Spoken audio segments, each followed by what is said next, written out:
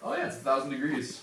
The last yoga class I did, we did like a bunch of push-up kind of stuff, and my arms were so sore the next day. Yep.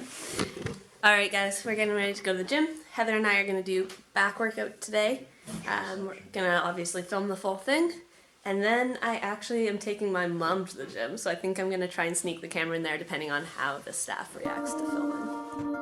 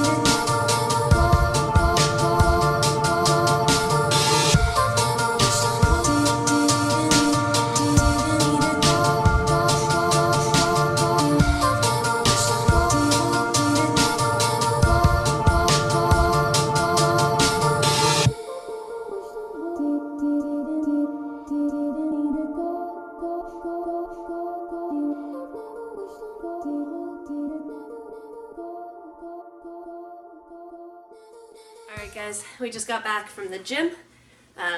We did back and biceps.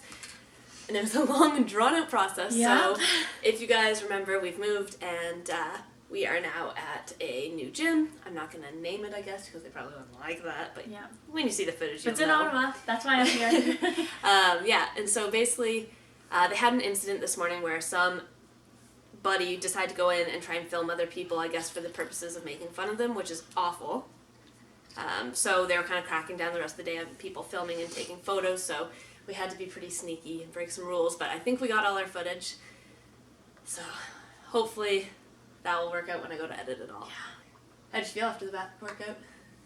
It was good. So like a lot of it was on lats, so I do feel it here and in my arms too and shoulders, and I'm recovering from an old injury, so Becca was helping me fix. It's my left side that's a little bit, actually quite a bit weaker than my right side. And I definitely felt that today because I actually don't work out my back that often, so It's it was important. good. Yeah. But on to the chat part, guys. We're doing rest and recovery today. So obviously rest and recovery is important regardless of what your training goals are or your frequency, whatever the case. But I'm going to talk about it specifically in terms of prep because it's even more important. It's magnified. When you're on prep, your immune system's down, you're tired, so you're way more susceptible to injury and sickness. So you've got to make sure that you're giving your body the tools it needs to recover and keep up with the demand of stress you're putting on it. So, as always, I wrote down a list so we stay on track. Alright, so, rest and recovery. Why do we have to have them? So, it's kind of funny because when I first started working out, you might feel this because you're in that stage, like there were days where I did not want to train and I'd have to like convince myself to go to the gym. So hard. Especially when you're around other people in that same stage, you're just like, we'll do it tomorrow. Yeah. Whereas now, since I've been training for so long and I love training, I actually have to talk myself into a rest day. I'll have like one scheduled and I'll be like, oh, do I really want to rest today? I'll go to the gym, or I'll just take them out of my schedule completely. So that's a huge no-no. Most important thing, guys, you have to have a rest day.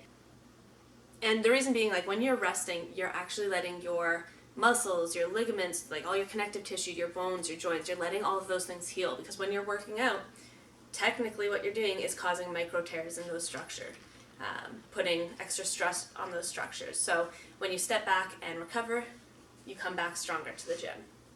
That being said, when you place a lot of stress on your body for an extended period of time, so something in prep where you're doing 12, 20, 24 weeks, however long you're doing it, you become more susceptible to injuries, like physical injuries like strains, sprains, stress fractures. That's a huge one, especially if you're getting near the end of your diet. Have you ever stress fractured? Yeah, so I had, in my first year of university, I had 3 stress fractures in one shin and 4 in the other from inadequate diet and inadequate rest because I was in a dance major program, so that was fun. And it all could have been avoided too if I was taking care of my body and listening to it. And in the end, I had ended up having to take a lot of time off, which affected my grades, which affected my average. So listen to your body, guys. But yeah, so not only like physical, like muscle, bone, all those stuff, it can also lead to other injuries. So you've got, or not injuries necessarily, but other ailments. So fatigue. And when you're fatigued chronically, you're not going to get a great workout. It can affect your reproductive health, your hormonal health, immunity, obviously, and it can actually cause or highlight mood swings. So I'm someone who does have mood swings quite frequently. That's just part of kind of my mood disorders. Yes, I used to. I was talking to Mom about it last night, actually. I was a very moody teenager. Yeah. Yeah. Yeah. It happens. So when you're not giving your body enough time to recover, it can actually affect mood swings and make them a lot more frequent, a lot more exaggerated than perhaps normal. So especially if you are someone with a history of mood swings or a history of like depression or just kind of unstable mental health, that's going to be huge for you. All right. Okay, so how many rest days? That's the question. The American College of Sports Medicine, they recommend that you train each muscle group 2 to 3 times a week, but have a minimum of 48 hours between working each muscle group. So for most people, that would leave you with 2 rest days a week. That's what I personally do. I have 1 rest day in the middle of my split, and then 1 rest day right at the end, and I find that that keeps me going. Now, depending on your duration of training, frequency, intensity, style of training, you might need 3 rest days, you might need 1 rest day, so your split's going to change. But it's all about experimenting and feeling what you feel best on. Mm-hmm. So it's individual. But the American College of Sports Medicine, I think it was called, do recommend 2 rest days a week. So that could be a starting place. And then we have active recovery versus complete rest. So a lot of the times they'll talk about rest and recovery interchangeably as if they're the same thing, which is understandable, but they are quite different. So active recovery talks about doing activity where it's lower intensity, but you're still getting blood flow, and that's going to help with like lactic acid buildup and soreness and all that jazz. So it's when you're still doing an activity. Just kind of like changing up your routine. Exactly. Yeah. So a big part of active recovery, now some people, they will do their same workout and just decrease the weight, decrease the volume, all that. I personally like the cross training. So Heather does a lot more of it than I do, but you can do other activities. The one that I have been doing since I moved here, so once a week on one of my rest days, I do a hot yoga class. What do you do for your cross training? I do enjoy hot yoga classes too. That's kind of what I go to when I don't want to say easier, because yoga is definitely a workout. I did power yoga the first time. I guess like low impact. That's what I like to go for. I also love going to spin classes. If you're in Ottawa, Spin City on Bank is awesome. It's a fairly new studio, and it has like that small feel. Like HIIT classes. I walk everywhere. Like I don't have a car. I don't have a monthly bus pass, so I walk half an hour to work. Yeah, and that's another thing. It doesn't have to be necessarily like an exercise. Mm-hmm. Like in the summer, we're going to probably go to Gatineau Hills, and I'm going to do a lot of hiking, a lot of just biking around, a lot of movement. It doesn't necessarily have to be exercise. Beach volleyball with a group of friends, like that sort of thing. Just kind of getting moving, and it doesn't have to be a typical like gym workout. Yeah. It should be something you enjoy too, because it's your rest day, and that includes your mental health or your mental state. So doing something you enjoy kind of lets you just relax. And mixing it up, taking it outdoors sometimes. Any season, like summer and winter, because I find like just getting the fresh air, getting the sunshine, like I don't know, it makes me feel a little bit more alive and excited to work out, I guess. Yeah, exactly. So like hiking, walking, biking, helps fight off boredom. Oh, for another thing, active recovery can also be things like foam rolling. So that's something I do usually before each workout, and also on my rest days is I'll use the foam roller, roll it on my major muscle groups, and then I'll actually use a lacrosse ball and get it into the smaller muscles. And that, since I started doing it, has actually made a huge difference. Yeah. So that's active recovery, guys. So doing something low impact, low intensity, but still getting your blood flowing. Then you have complete rest, which generally is categorized as either sleeping or literally just no activity. Netflix, yeah. I have done eating, a lot of does that count? All right, and then we've got the next big thing. So you have active recovery, complete rest, so sleep's role in recovery, which is huge. So when you're sleeping, you obviously are getting several benefits. Number one, you're fighting off fatigue, obviously, if you're sleeping. But it does have a lot to do with your brain function. So when you're in sleep and you're going through sleep cycles, your brain function is actually being restored. So you're going to have more mental alertness, which comes into play with concentration, focus, critical thinking abilities, which plays a huge role in prep. Also productivity, which again, huge in prep. If you're tired all the time, you're not going to get things done. So I was looking online at some sleep recommendations for bodybuilders on prep, off prep, blah blah blah blah blah. And it seems to be that 7 to 10 hours, depending on the individual, is what's recommended. So I like sleep. In high school, you like sleep. I think I've always liked sleep.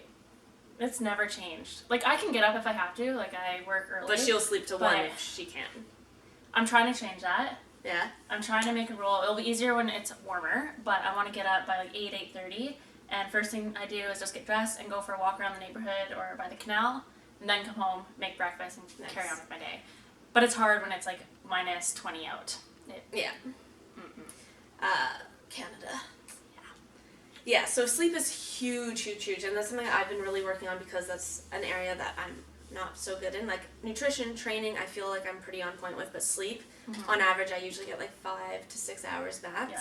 And especially with my pernicious anemia, which already makes me tired on top of not sleeping, I just find my energy levels really suffer for it. So I've been trying to get into bed by about 11:30 and waking up between 8 and 8:30. I've been doing that this week and it's been good. But you gotta get your sleep. That's huge. And I feel like it needs to be consistent too, because like for me, I love sleep. I can sleep in a long time. But there's also, like, I'm a night owl, so if I have to work at 7 in the morning, like, sometimes I'm still up till, like, 1 in the morning, and then I'm up at 5:30, and, like, that is not enough sleep at all. So even if you get, like, 12 hours the day before, like, it doesn't matter. Yeah, it's not really a carryover effect. So, unfortunately, I wish. Can you imagine just, like, sleep one day? Like, sleep for, like, 24 hours? That would be productive. Get a lot done. But you wouldn't, it wouldn't be productive because you would just be suffering. Yeah. All right. What else do we got here? Oh, another thing for sleep, especially for you bodybuilders, sleep is when your body is best primed for the production of growth hormone and protein synthesis, as long as you've eaten, within a few hours of bed. So basically, that's when your growth hormone is up. That's great for muscle production and repair. So use that to your advantage. Optimize your recovery. Last one I want to talk about is recovery supplements, and whether or not you need them or what they are. The most important, or not important, the most common one is BCAAs, so branched chain amino acids. The theory behind them is that they help preserve lean muscle mass, especially when dieting or doing a lot of cardio. I do take them, but to be honest, I take them more as a juice replacement because they taste really good. Oh, it's like you put it in water? Yeah, it's flavored. So, I mean, I think you can get unflavored, but most of them are flavored, and you just mix them in water, and they're usually calorie-free. To be honest, I don't find too much of a difference when I use them versus when I don't. Now, some people will swear by them, and some people will completely swear them off. So that's kind of again, experiment, try it out, see if you like it. The one thing to note with that, though, especially on prep, especially for the ladies, is if you're sensitive to artificial sweeteners, stay away from BCAAs, because that's how they're flavored. And what do you mean sensitive? Like it causes water retention? Some people, it'll cause, bloating is the main thing, is artificial sweeteners will cause a lot of bloating, and if you're bloated, you're obviously not going to look too great on stage. Breakouts, I guess, maybe too? I haven't come across that too much, but again, it's all individual on how you react. So, I mean, if you like them and if your body works well with them, then take them. But I personally haven't found that they're essential or they're needed. They're just a nice to have. I've never taken them, so I don't know. They're good. But that's basically it, guys. Do you have anything else to add? Recovery, rest? Not really. Nothing I can think of. Yeah, it's pretty straightforward, guys. It's just you have balance. I just have to reiterate how important it is. Like, you could have the best training program in the world, the best nutrition, and if you're lacking in the sleep department, you're still going to do okay, obviously, but you're not going to optimize your results. You're not going to optimize your fat loss. So add it in. Make sure it's scheduled. Make sure it's planned. Make sure it's deliberate, and you'll reap the benefits. Okay. So that's all for today. Well, not all for today, but all for now. At 4:15, so 45 minutes, we're going to go meet our mom. And later on in the day, I'm taking her to the gym. Dun dun dun. So it should be fun. I'm going to try and film depending on how their gym rules are. So we'll see. All right, guys. See you then. Bye.